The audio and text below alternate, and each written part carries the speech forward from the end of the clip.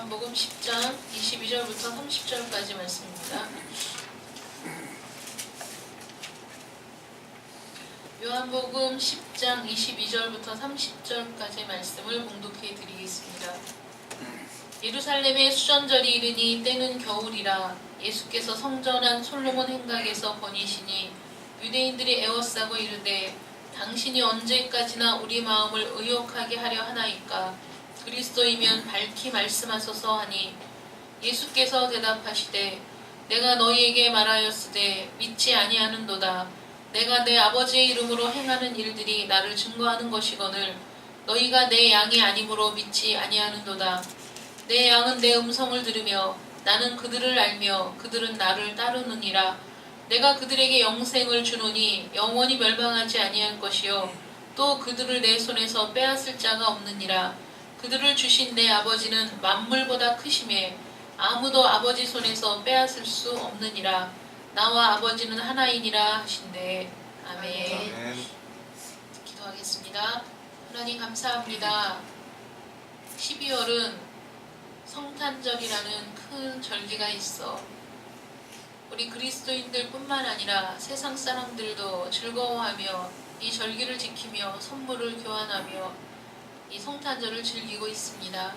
그러나 아버지 하나님, 이 성탄절의 진정한 의미, 우리 주님께서 이 세상에 오신 그 의미를 분명히 알고 우리 마음에 참된 기쁨과 소망을 가지고 다시 오실 주님을 바라볼 수 있는 믿음의 사람들이 되기를 간절히 원합니다. 그래서 말씀으로 우리 심령을 채우게 하시고 진리의 성령께서 그 말씀을 깨닫게 하여 주심으로 이 세상에 다시 오실 주님을 바라보며 현실의 어려움과 고통을 이겨낼 수 있는 믿음의 사람들이 될 수 있도록 주님 도와주시옵시고 정말 참 빛으로 오신 우리 주님께서 우리 어두운 심령을 밝히고 이 어두운 눈을 밝혀주셔서 우리 주님을 참된 빛이신 분을 참 생명이신 분을 바르게 알고 바르게 믿을 수 있도록 하나님 이끌어 주시옵소서.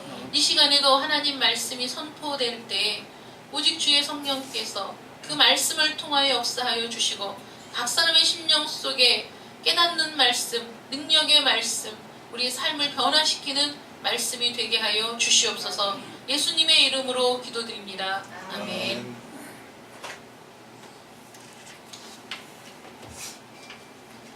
우리가 오늘은 대강절 세 번째 주일입니다. 우리 첫 번째 주일에 드렸던 말씀 기억하십니까? 예수님은 구원의 문이시고 영생의 문이시고 하나님께 들어갈 유일한 문이 되시는데 그 문을 발견하지 못하고 찾지 못하는 많은 사람들을 이끄시는 선한 목자가 되시려고 이 세상에 오셨다 이렇게 말씀을 드렸습니다. 지난주 대강절 두 번째 주일에는 우리 예수님은 세상 죄를 지고 가는 하나님의 어린 양이 되신다는 거죠. 목숨을 내어주시려고 예수님의 목숨을 대속물로 내어주시기 위해서 이 세상에 오신 분이시라는 거죠. 하나님이 준비하셨고 하나님이 보내셨고 또 하나님께 그 생명을 대속 제물로 내어주셔서 완전히 하나님을 만족시킨 영원히 단 한 번에 다시는 바꿀 수 없는 영원한 제사를 드려주심으로 그것을 믿는 모든 사람들이 하나님께로 갈 수 있는 유일한 길이 되신 것이죠. 오늘은 빛으로 오신 예수님에 대해서 한번 생각을 해보도록 하겠습니다. 앞을 보지 못하는 사람의 눈을 뜨게 하신 일 때문에 유대인들과 예수님 사이에 설전이 벌어졌습니다. 우리가 이제 몇 주간에 걸쳐서 그 말씀을 함께 나누었었는데 그 앞을 보지 못하는 사람의 눈을 뜨게 하신 그 사건과 유대인들과의 그 설전 중에 예수님이 하신 그 말씀들이 이 유대인들 사이에 많은 사람들 사이에 분쟁이 되었습니다. 이 하나님의 아들이면 이런 일을 할 수 있겠느냐? 아니다. 그렇지 않다. 이런 그 대립 때문에 분쟁이 일어났는데 이런 분쟁이 일어난 가운데 오늘 말씀이 수전절이라는 절기가 이제 왔다는 거예요. 수전절이라는 절기가 돼서 예수님이 이제 성전에 이제 가셨습니다. 수전절이 뭐냐? 우리가 성탄절은 이렇게 알고 있는 것이고 추수감사주일, 맥추절 뭐 많이 들어봤지만 수전절에 대해서는 많이 듣지 못했죠, 여러분들이. 수전절이 어떤 절기냐면 기원전 164년, 그러니까 예수님을 기점으로 지금은 AD, 예수님 오시기 전 BC, 뭐 이건 구분이 있는 건 아시죠? 그래서 기원전 164년에 유대 달력으로는 키슬레브월, 지금으로 얘기하면 12월이거든요. 키슬레브월 25일에 일어난 성전 정화 사건을 기념해서 제정된 절기가 수전절입니다. 이 기원전 164년 그 3년 전에 어떤 일이 일어났냐면 기원전 167년에 같은 날짜인 키슬레브월 25일을 기점으로 이 전 유대 땅에서 유대인들이 할례 금지, 안식일 준수 금지, 성전에서 아침 저녁으로 드려지던 상번제 금지, 다 이게 해해졌습니다. 법령으로. 만약에 할례를 시행하다 걸렸다 그러면 처형, 안식일을 지키다 걸렸다 처형. 이 당시에 학살된 유대인들이 엄청나게 많습니다. 이 당시에는 율법대로라면 아기가 태어나면, 남자아이가 태어나면 8일 만에 할례를 행해야 되는 게 율법이잖아요. 엄마가 만약에 아이를 몰래 할례를 받게 했다, 그럼 엄마 앞에서 아이를 죽이고 엄마도 처형하고, 그 처형하는 것도 뭐 어마무시하게 잔인한 방법으로 처형을 했습니다. 그 대신에 또 성전에는 제우스 신상을 세우고 제우스 신의 제단이 세워지고, 그 앞에 유대인들이 가장 혐오하는 동물이 돼지를 잡아서 제물로 드리고 돼지의 피를 성전 안에 뿌리고 이런 만행을 저질렀습니다. 이 일들은 다니엘의 예언이 부분적으로 성취된 것으로 보고 있습니다. 다니엘서 11장 31절 말씀에 군대는 그의 편에 서서 성소 곧 견고한 곳을 더럽히며 매일 드리는 제사를 폐하며 멸망하게 하는 가증한 것을 세울 것이며, 이렇게 예언이 되어 있거든요. 이런 일들이 실제로 성전 안에서 벌어졌을 때 이런 참남한 일을 강행한 사람이 누구냐면 그 당시에 유대 땅을 다스리던 시리아 사람 안티오쿠스 4세라는 인물입니다. 에피파네스라는 이름으로도 불리워졌는데, 이 사람이 헬라 사상으로 자신이 다스리던 그 땅들을 다 그냥 통일을 하려고, 그 헬라 사상으로 이념적인 통일을 하기를 원했기 때문에 이 유대교를 말살하려는 정책을 이제 시행하게 된 겁니다. 성전을 모독하고 유대인들을 탄압하고 학살을 자행하면서 유대교 말살 정책을 폈는데, 성전을 모독한 것이 유대인들의 마음에 분노를 일으킨 거예요. 그래서 그 유다 마카비 가문이 이끄는 독립전쟁이 일어나게 됩니다. 3년 동안 치열하게 전투를 하다가 마침내 성전을 탈환했습니다. 성전을 탈환해서 이 성전 안으로 들어간 이 유다 마카비 사람들과 그 군대들이 성전 안의 모습을, 그 처참한 모습을 보고 주저앉아서 옷을 찢으며 통곡했다고 합니다. 하나님의 성전이 더럽혀지고 하나님의 성전이 우상의 제물로 채워진 모습을 보고 너무나 가슴이 아파서 옷을 찢으며 통곡하고, 또 신실한 유대인 제사장들을 불러다가 성전을 정결하게 하는 일을 하기 시작했는데, 그 성전을 정결하게 하면서 원래 그 성전이 늘 불을 밝히고 성소에 그런 일상적인 하나님의 성전을 유지하고 하나님 앞에 정결하게 드리는 예식들이 항상 있었습니다. 아침 저녁으로, 지난주에도 말씀드렸죠. 어린 양을 아침 저녁으로 드려야 되고, 또 성전에 불을 밝히는 일, 성전에서 사용하는 기름은 우리가 일상적으로 사용하는 기름이 아니라 하나님이 만들라고 하신 방법대로 그 조합을 해가지고 거룩하게 만들어서 사용하는 그런 기름들이 있었는데, 그런 것들이 다 이제 없어진 거예요. 성전에 불을 밝히려고 보니까 기름이 딱 그날 밤에 불을 밝힐 기름밖에 없더라는 거예요.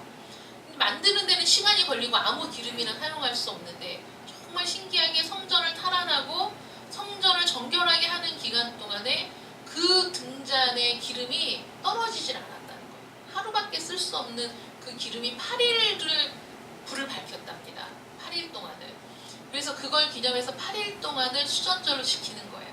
성전을 봉헌해 드리고 나서 8일 동안을 하나님이 성전을 정결하는 그 기간 동안에 꺼지지 않은 그 불, 그 등불, 그걸 기념하면서 8일 동안의 이 절기를 지킵니다. 그래서 이 8일 동안의 절기는 8일 동안 모든 가정 성전에 불을 밝혀주는 거예요. 그래서 유대 역사가 요세푸스가 이 수전절을 뭐라고 불렀냐면 빛의 절기라고 불렀습니다. 빛의 축제, 빛의 절기. 성전을 봉헌한 후에 8일 동안 성대한 봉헌 축제를 열었는데 수전절이라고도 하고 하누카라고도 하는 이 절기가 빛의 절기인 이유를 여러분 아시겠습니까? 이 성전을 탈환하기 전까지 그 기간 동안의 유대인들에게는 이것이 너무나 큰 암흑, 너무나 큰 고통, 12월의 그 혹한의 추위보다 더 추운 영적으로, 심적으로 너무나 가혹한 시기를 견뎌낸 거예요. 하나님도 없고, 성전에 갈 수도 없고, 예배를 드릴 수도 없고, 할례를 행할 수도 없고, 이 사람들에게 그것처럼 큰 고통이 없었던 거죠. 근데 그것을 탈환하고 나서 하나님이 그 성전을 되찾은 것을 기뻐하시는 것으로 이 사람들이 느낀 거죠. 야, 어떻게 성전에 불을 밝혀야 되는데 그 기름이 하루밖에 쓸 수 없는 기름이 8일을 갈 수 있을까? 어떻게 이런 놀라운 일이 있을 수 있을까? 하나님이 이 성전을 다시 되찾은 것에 대해서 기뻐하시는구나. 우리를 축복하시는구나. 이 기쁨과 감격을 가지고 8일 동안을 불을 밝히면서 이 절기를 기뻐하고 이걸 지키기 시작한 거예요. 그래서 수전절이라는 절기가 이렇게 생겨났고 예수님이 그 수전절이라는 절기에 이제 성전에 가신 겁니다. 이 수전절에는 8일 동안을 지키는데 첫째 날 저녁에 불을 밝힙니다. 그 등불이 아니고 이제 그 다음에 촛대로 바뀌었는데 초에다 불을 딱 밝힙니다. 둘째 날 저녁에 두 개의 불이 붙습니다. 양쪽에. 세 번째는 세 번째, 네 번째, 8일째는 전체가 불이 다 켜지는 겁니다. 우리 성탄절에도 대강절 4주간 동안에 원래 옛날에는 초를 4개짜리 초를 딱 놓고 첫 번째, 두 번째, 세 번째, 네 번째 이렇게 밝히면서 주님 오실 날을 기다리는 그걸 나타냈거든요. 근데 이 수전절이 그렇게 불을 밝히면서 이 절기를 지킨 겁니다. 이 수전절에 예수님이 성전에 오셨다는 것은 여러분 예수님은 성전의 주인이시잖아요. 또 예수님은 그 성전을 밝히는 참된 빛이십니다. 성전에 예수님이 없다면, 성전에 하나님이 없다면 그것은 아무리 아름답게 지어진 성전도 아무리 웅장하게 지어진 성전이라고 하더라도 성전이 아닌 거예요. 그냥 웅장하게 지어진 어떤 신전일 뿐이지 하나님이 거하시는 성전이 아닌 겁니다. 그 성전에 하나님이 주인 되실 때, 하나님이 그곳에 임재하실 때만 그것은 성전일 수 있는 것이고 그것이 하나님의 집일 수 있는 겁니다. 그 성전에 우리 주님이 계시는 건 너무나 당연한 일이죠. 우리 주님이 수전절에 주인이심을 밝히면서 그 성전을 거니실 때 안 그래도 혹한의 추위에 몸도 마음도 얼어붙는 시기에 종교적인 탄압과 박해와 살육의 처참한 일을 겪은 영적 암흑기에 성전을 탈환하는 것이 이들에게 빛과 같은 소망을 주었다면 영적으로 무지한 상태에 있는 사람들에게 빛으로 오신 예수님을 발견하는 것이야말로 참된 성전의 영광을 발견하는 그런 놀라운 일이었다는 거죠. 이 주님이 수전절에 성전을 거니시는데 유대인들이 와서 이렇게 묻습니다. 오늘 본문 말씀 24절에 보시면 유대인들이 애워싸고 이르되 당신이 언제까지나 우리 마음을 의욕하게 하려 하나이까? 그리스도이면 밝히 말씀하소서. 라고 또 이들이 묻는 모습을 보십시오. 예수님을 애워싸고 예수님 혼자 있는데 이 유대인들이 예수님을 그냥 애워싸고 협박하듯이 위협하듯이 예수님께 묻는 겁니다. 말은 공손하게 했을지 몰라도 그 분위기, 야 네가 진짜 그리스도야? 말해봐. 이런 분위기였다는 거죠. 이렇게 얘기했을 때 여러분 예수님은 아 그래 내가 메시아야, 내가 그리스도야 이렇게 직접적으로 언급하신 일은 없지만 예수님이 비유로 말씀하시고 여러 가지 상황 속에서 말씀하신 요지는 무엇입니까? 바로 그 말이 맞다는 거잖아요. 너희가 그 말을 했다. 너희 말이 맞다. 예수님이 수도 없이 이렇게 말씀을 하셨습니다. 예수님이 직접적으로 내가 그리스도다, 내가 메시아다 막 그 천하에 공표하지 않은 이유는 이 당시의 민중들이 메시아에 대한 생각이 잘못되었기 때문에, 정치적인 메시아를 기대했기 때문에 예수님이 직접적으로 말씀을 하시지 않은 것뿐입니다. 이 유대인들이 집요하게 메시아이신 여부를 밝혀달라고 얘기할 때 예수님의 대답은 이겁니다. 25절 말씀, 예수께서 대답하시되 내가 너희에게 말하였을 때 믿지 아니하는도다. 내가 내 아버지의 이름으로 행하는 일들이 나를 증거하는 것이거늘. 예수님의 말씀은 뭐죠? 내가 말했지만 너희가 믿지 않았다는 거죠. 내가 내 아버지의 이름으로 행하는 그 일들을 봐라. 그 일들이 나를 증거하는 것이라는 거예요. 증거는 수도 없이 많이 있습니다. 예수님의 말씀의 증거는 언제나 흔들리지 않았고 그 말씀은 살았고 능력이 나타났습니다. 눈을 뜨게 하신 일, 오병이어의 기적, 바다 위를 걸으신 일, 바다를 걷게 하시고 가시는 곳마다 수많은 병자를, 귀신 들린 자를 내쫓는 그 모든 일들을 통해서 하나님의 아들이심을 이미 보여주었다는 거예요. 예수님께서 행하시는 일들이 그것을 증거하고 있다는 거죠. 여러분, 무엇이 나를 증명합니까? 내가 한 말이 나를 증명합니까? 나의 삶이 나를 증명하는 것입니까? 나의 삶이 나를 증명하는 것이죠. 예수님은 하신 말씀과 그의 삶이 동떨어지지 않았어요. 분리되지 않았어요. 그 말씀이 곧 그의 삶이었다는 거예요. 그래서 그 말이 나를 증거하고 그 나타난 증거가 나를 또 증언하고 있다고 주님이 말씀하시는 겁니다. 수많은 이적이 나타났습니다. 부인할 수 없는 증인들이 있습니다. 우리가 이미 살펴본 것처럼 앞을 보지 못하는 그 사람이 눈을 뜨게 되었을 때 당국자들이, 유대인들이 불러다가 신문하면서 눈을 어떻게 뜨게 되었냐고 물을 때 예수님이 행하신 그 일들을 한치 오차도 없이 그대로 증언한 거죠. 당신들은 왜 그 사람을 모르냐? 그 사람이 내 눈을 뜨게 했다 라고 이 사람의 증언을 바꿀 수 없었습니다. 수많은 증인이 있습니다. 수많은 증언들이 나왔습니다. 예수님이 행하신 일들은 아무도 할 수 없는 일이었습니다. 유대인들 간의 분쟁이 일어난 것도 그거죠. 야, 이때까지 사람의 눈을 뜨게 한 일은 우리가 들어본 적이 없다는 거죠. 이게 하나님의 아들이 아니라면 이런 일을 할 수 있겠느냐? 아니다. 그렇다. 분쟁이 일어났다는 거예요. 이 모든 일들을 보고도 믿지 않는다는 것은 메시아를 보고 믿지 않는 불신의 죄악일 뿐인 것이죠.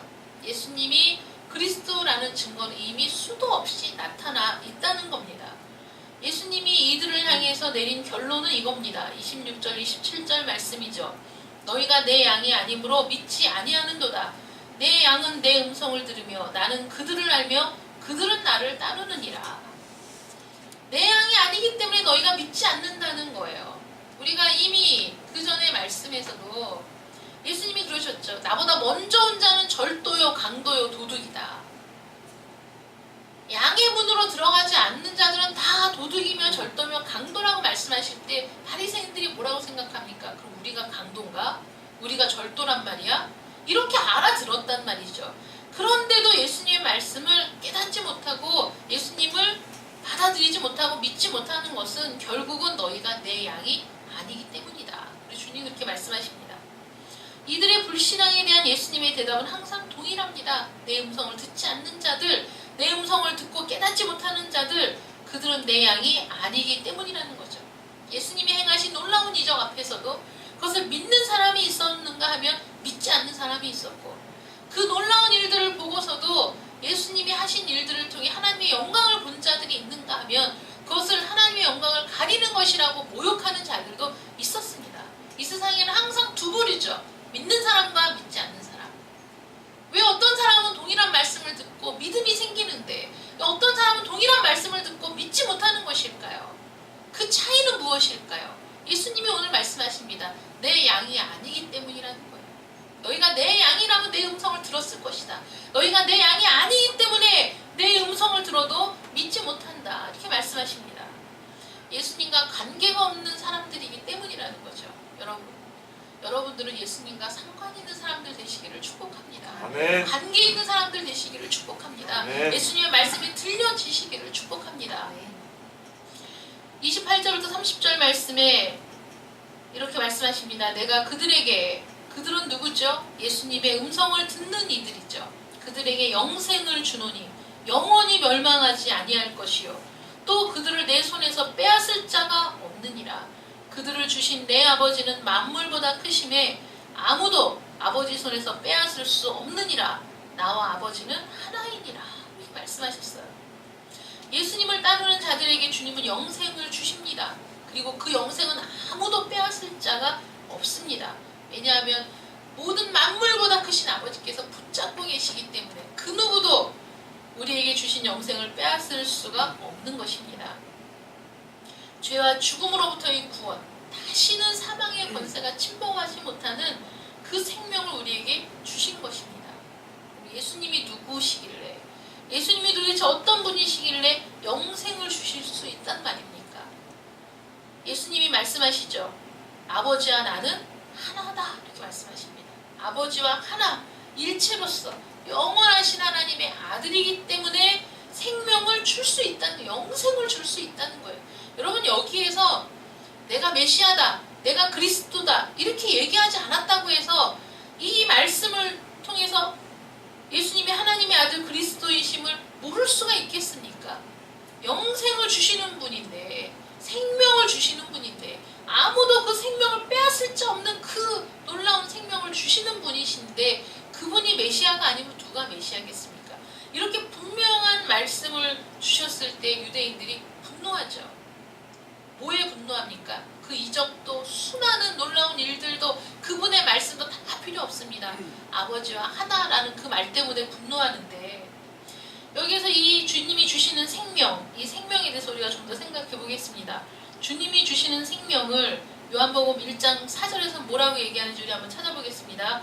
요한복음 1장 4절 5절 말씀, 요한복음 1장 4절 5절 말씀.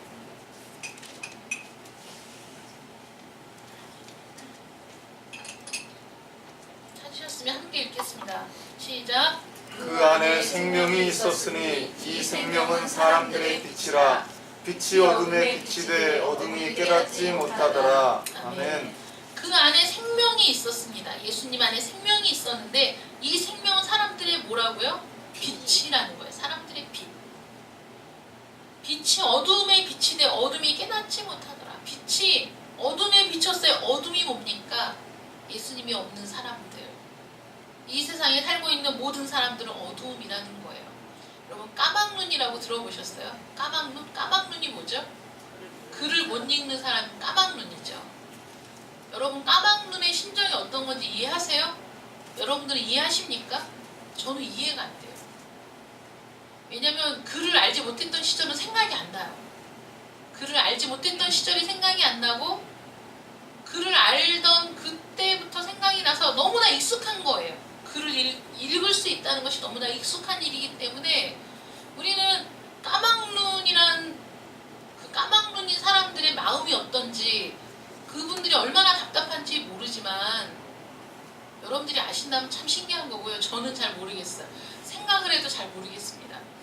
그런데 이게 보면서도 검은색은 글씨고 하얀색은 종이고 이렇게 보이신다는 거잖아요. 이제 글을 모르시는 분들은 얼마나 답답하겠어요. 길을 가면서 간판도 못 보시는 거잖아요. 간판이 아무리 저렇게 있어도 그게 무슨 뜻인지도 전혀 모르고 무슨 글자인지도 모르고 이정표를 봐도 모르고 불편한 것이 한두 가지가 아닐 겁니다. 까막눈이라는 것은 깜깜하다는 뜻이잖아요. 깜깜하다. 눈은 뜨고 있지만 깜깜한 거예요. 눈은 뜨고 있지만 볼 수 없는 거예요. 사람의 얼굴은 볼 수 있지만 달력도 볼 수 없고 시계도 볼 수 없고 신문도 볼 수 없고 간판도 볼 수 없고 버스가 와도 버스 번호도 볼 수가 없고 얼마나 답답하겠어요.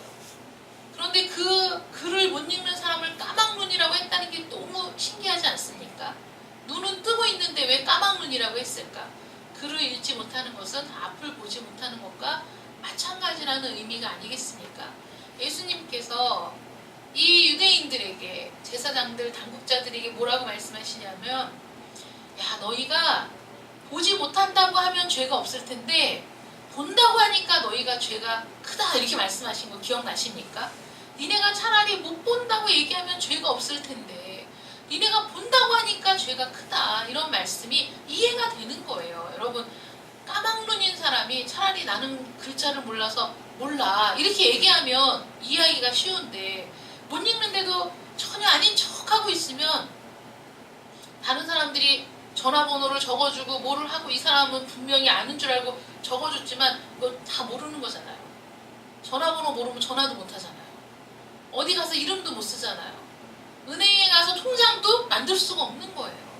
얼마나 답답합니까? 어두움에 사는 사람이죠. 그래서 제가 실수를 한번 한 적이 있거든요. 글을 모르시는 분이 계셨는데 너무 답답한 거예요. 얼마나 답답할까, 글을 모르면. 그래서 한글을 좀 배워보시라고 그랬는데 그분이 엄청 상처를 받으셨어요. 근데 저는 막 무시해서가 아니고 너무 답답하니까, 왜냐면 어린 아이들도 배워서 글을 아는 거니까 조금만 하면은 좀 그 답답함에서 벗어날 수 있지 않을까, 막 이런 안타까움 때문에 말씀을 드렸는데 상처를 받으시더라고요. 그분은 그게 엄청 큰 상처이신 거죠. 글을 못 읽는다는 게. 근데 차라리 나는 못 보고 못 읽고 자기의 그 현재 상황을 인식하고 인정하고, 그럼 그 다음에 할 수 있는 길이 많이 있어요. 많이 있어요. 지금 70대신 분, 80대신 분들도 학교 가서 한글 배워가지고 그분들이 쓴 시가 책으로 나왔거든요. 그 시를 읽으면서 막 진짜 눈물이 나는 거예요. 그분들의 그 감정들이 너무 솔직하게, 그분들이 무슨 시를 시인들처럼 막 미사여구를 쓰면서 이렇게 쓰시는 분들은 아니잖아요. 시를 쓰는데 누구야 이제 나도 읽을 수 있다, 더 이상 까불지 마라, 뭐 이런 것도 그분들 시거든요. 나 이제 읽을 수 있다, 더 이상 까불지 마라, 이런 것도 그렇고, 이제는 버스 탈 수 있다는 거예요. 자기가, 그 할머니가 80대신 분들, 70대신 분들이 나 이제 버스 내가 탈 수 있다, 이게 그분들은 너무 큰 기쁨인 거예요. 자기 이름을 쓸 수 있는 것, 버스를 자기 눈으로 보고 탈 수 있는 것, 이런 것들이 큰 기쁨인 거예요. 그런 걸 누릴 수 있잖아요. 왜냐면 내가 글을 못 읽는다는 것을 인정할 때, 내가 글을 알지 못한다는 것을 인정할 때 새로운 배움을 찾을 수 있고, 배움을 통해서 그런 기쁨을 얻을 수 있어요. 그런 분들이 글을 읽을 수 있게 되었을 때 뭐라고 표현하죠? 야, 내가 광명을 찾았다는 거죠. 빛을 찾았다는 거죠. 새 삶이 열렸다는 거예요. 그래서 우리가 다 영적 소경이라는 것이 맞는 말씀인 거예요. 왜냐하면 주님이 왔어도, 예수님이 왔어도 우리 눈으로는 예수님을 보질 못하니까 우리 영적 소경이죠. 말씀을 들어도, 듣기는 들어도 깨닫지 못하는 자들, 보기는 보지만 보지 못하는 자들, 영적인 소경이죠. 영적인 귀머거리죠. 우리 주님이 빛이 이 세상에 왔지만 어두움이 깨닫지 못하는 건 맞는 말이잖아요. 그러니까 우리는 깨닫지 못하는 자들인 거예요. 이 앞을 보지 못하는 사람이 보게 됐을 때 주님이 그를 다시 만났잖아요. 네가 그를 믿느냐? 주여 그분이 누구십니까? 알게 해주십시오. 얼마나 솔직한 거예요. 난 잘 모르겠다는 거예요. 알게 해주시면 내가 믿겠습니다. 내가 바로 그다. 그 사람이 예수님 앞에 바로 엎드려서 절하잖아요. 우리가 영적 무지의 상태에 있다는 거, 영적인 소경의 상태에 있다는 것을 말씀을 통해서 발견하는 거예요. 그래, 내가 어두움이었지, 내가 알지 못한 상태였지, 내가 도무지 깨닫지도 못하는 사람이었지. 아무리 얘기해도, 수많은 이적을 베풀어도, 그 이적에 대한 증인들이 이렇게 있어도 도무지 알려고 하지 않는 사람들, 이 사람들이 왜 그럽니까? 자기네들이 안다고 생각하니까, 자기네들은 이미 충분히 알고 있다고 생각하니까 더 이상 알고 싶지 않다는 거죠. 예수님이 이 상태를 뭐라고 얘기하시냐면 소경이라는, 영적인 소경, 앞을 보지 못하는 사람들, 까막눈을 가지고 보지도 못하면서 본다고 거짓말하는 사람들이라는 거죠. 너희가 영적 소경이라는 거예요. 차라리 안 보인다고 얘기하면 죄가 없다는 거예요. 안 보이니까, 안 보인다고 하니까. 그런데 안 보이면서도 본다고 하니까 너희 죄가 그대로 있다. 너희는 죄 가운데 그대로 있는 것이다. 이렇게 말씀하셨잖아요. 그 안에 생명이 있었으니 이 생명은 사람들의 빛입니다. 우리의 눈을 밝혀줄 빛, 우리의 영적 무지를 깨우쳐줄 빛, 우리의 영적 소경인 상태를 치료해줄 빛, 이 빛에 대해서 요한일서 1장 5절에 이렇게 말씀하십니다. 우리는 그에게서 듣고 너희에게 전하는 소식은 이것이니 곧 하나님은 빛이시라. 그에게는 어둠이 조금도 없으시다는 것이니라. 어둠이 조금도 없기 때문에 빛이신 거예요. 하나님은 회전하는 그림자도 없으신 분이에요. 온전한 빛 그 자체이십니다. 나와 아버지는 하나이니라 말씀하신 예수님도 빛이십니다. 어두움이 전혀 없으신 분. 이 세상에 육체를 입고 오셨지만은 죄가 하나도 없으신 분. 온전하게 사신 분이시죠. 예수님은 하나님께서 우리에게 말씀하신 율법, 우리에게 이렇게 살라고 주신 그 율법을 우리는 아무도 지켜내지 못했지만 예수님은 완전하게 온전하게 지켜내신 분이시기 때문에 우리를 대신해서 십자가에 달려 죽으실 수 있었다는 거예요. 그래서 우리가 예수님을 믿으면 하나님이 우리를 어떻게 보시는지 아세요? 우리가 예수님을 믿으면 하나님은 예수님을 통해서 우리가 율법을 만족시킨 자로 받아주시는 거예요. 하나님이 주신 율법을 그대로 완전하게 살아낸 사람으로 받아주시는 거예요. 그렇게 여겨주시는 거예요. 그게 예수님의 의를 내가 못 입는다는 표현인 거예요. 예수님의 의를 내가 입어. 나는 그런 사람이 아닌데, 나는 율법을 지킬 수 있는 사람이 아니고 말씀대로 살지 못하는 사람인데 예수님의 그 의의 옷을 내가 입는 거예요. 그게 내가 예수님을 믿는 거예요. 그럼 하나님은 예수님을 통해서 의롭다. 왜 의롭다고 인정해 주시는 거죠? 예수님이 의로우시기 때문에. 예수님이 하나님의 모든 요구를 만족시킨 분이시기 때문에 온 율법을 성취하신 분이시기 때문에 예수님을 통해서 우리를 의롭다 라고 인정해 주신다는 거예요. 그것이 빛을 마음에 받아들인 사람에게 주어지는 놀라운 은혜인 겁니다. 우리는 어두움이지만 빛을 받아들인 거예요. 예수님이 나의 빛이 되시는 거예요. 생명의 빛이 되시는 거예요. 이 빛은 참 빛입니다. 우리의 영적 무지를 걷어내는 빛인 거죠. 예수님을 따르는 자는 어두움에 다니지 않습니다. 여러분, 우리가 글을 배워서 글을 읽게 된 뒤에 글을 모르는 것처럼 할 수는 없지 않습니까? 글이 안 보이는 것처럼 살 수는 없습니다. 눈에 보이고 읽어집니다. 더 이상은 까막눈이 아닌 거예요. 더 이상은 보지 못하는 자들이 아닙니다. 보여집니다. 우리가 주님을 정말 만났다면 주님이 보여지는 거예요. 주님의 말씀이 계속해서 들리는 거예요. 주님의 말씀을 들을 때마다 우리 마음에 기쁨과 감격이 오는 겁니다. 그것이 우리 주님이 우리를 사랑하시는 증거고, 우리가 주님을 사랑하는 증거고, 주님이 우리의 목자가 되신다는 증거이며 우리가 그분의 양이라는 증거가 되는 겁니다.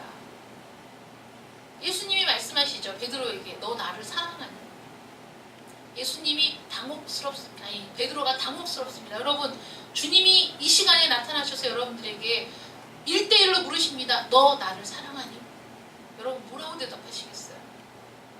뭐라고 대답하시겠어요? 저는 정말로 주님이 그렇게 저에게 묻는 듯한 그런 체험을 한 적이 있습니다. 너 나를 사랑하니?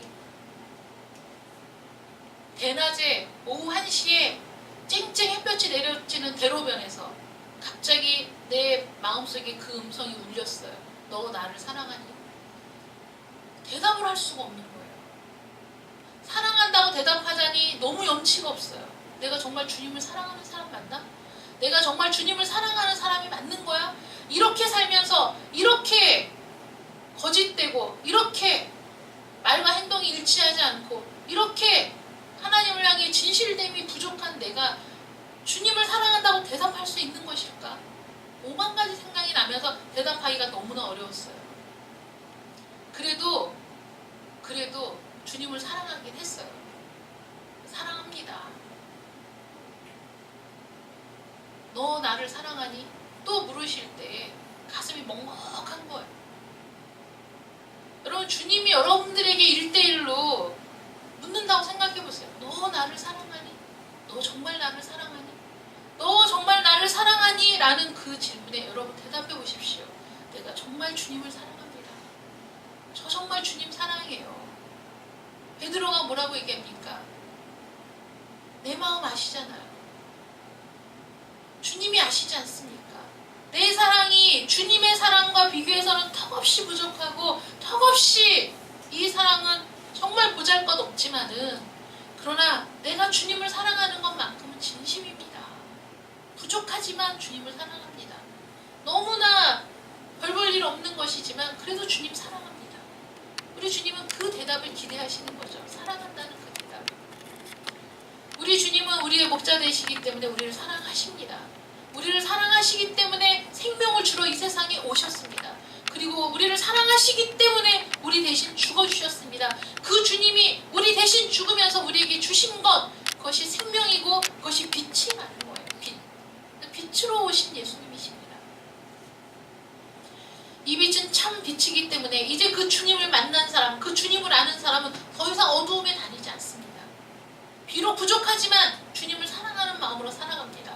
비록 내 사랑은 보잘것없지만 그래도 주님 사랑하는 마음으로 살아갑니다. 다시는 영적 어두움에, 영적 무지에 갇혀있지 않습니다. 주님의 말씀이 들려옵니다.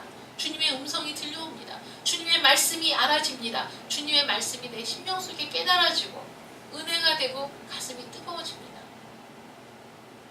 참빛, 곧 세상에 와서 각 사람에게 비추는 빛이 있었나니.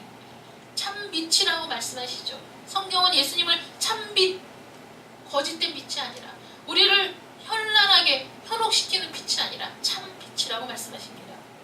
요한복음 8장 12절에 예수께서 또 말씀하여 이르시되 나는 세상의 빛이니 나를 따르는 자는 어둠에 다니지 아니하고 생명의 빛을 얻으리라.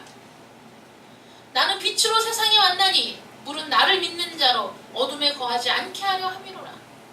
여러분, 예수님이 당신이 빛이시라는 것을 얼마나 자주, 얼마나 많이 말씀하셨는지 아십니까?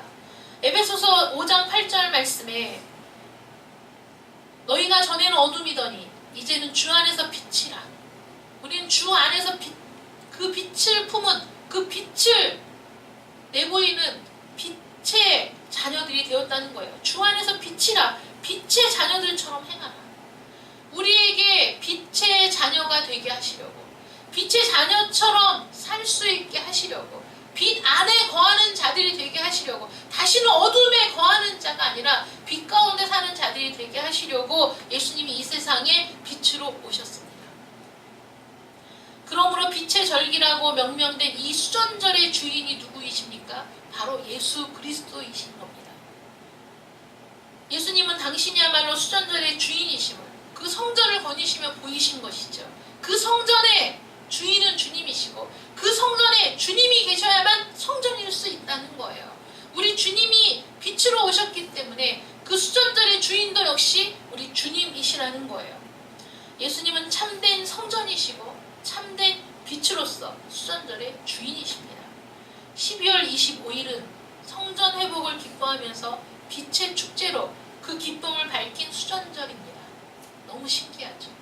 빛으로 오신 주님. 그 수전절이 12월 25일인 것도 너무 신기합니다.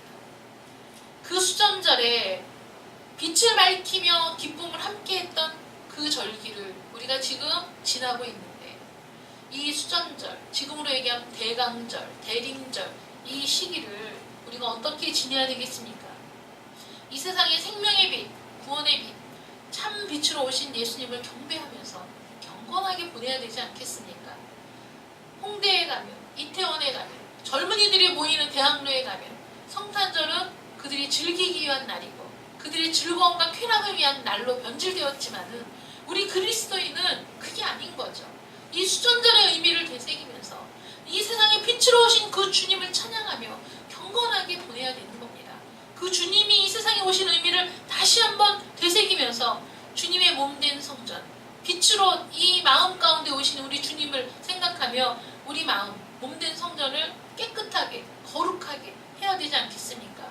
우리 마음의 성전에 우리 예수님의 그 등불을 밝히고, 성령의 등불을 밝히고, 말씀의 등불을 환하게 밝히고, 다시 이 땅에 오실 주님을 대망하는 진정한 빛의 축제, 진정한 온전한 빛의 축제가 이루어지는 그날을 소망하는 이 대강절 되시기를 축복합니다. 아멘. 여러분들 삶 가운데도 참된 빛의 축제가 날마다 이어지는 복된 삶이 되기를 축복합니다. 아멘. 기도하겠습니다.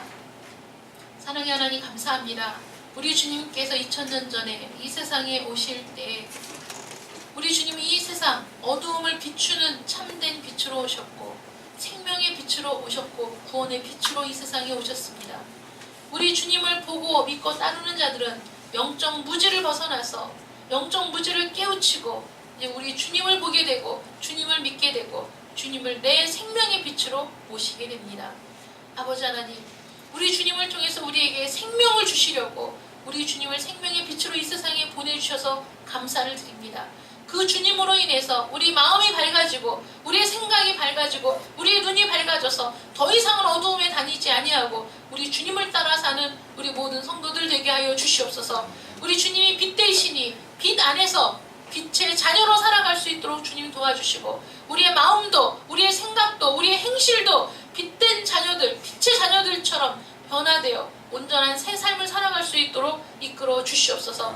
지금은 수전절의 절기를 지나는 중입니다.